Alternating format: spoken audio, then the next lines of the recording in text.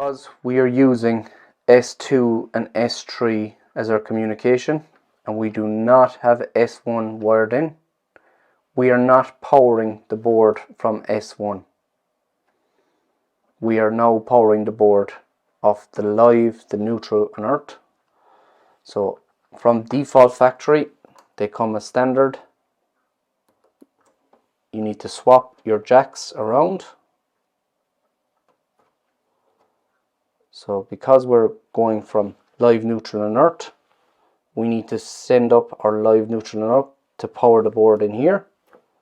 So we connect the two cables here.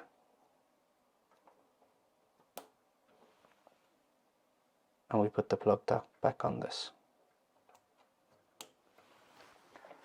All units will come default wired S1, S2, S3. You must swap around the jack plugs to power the indoor board.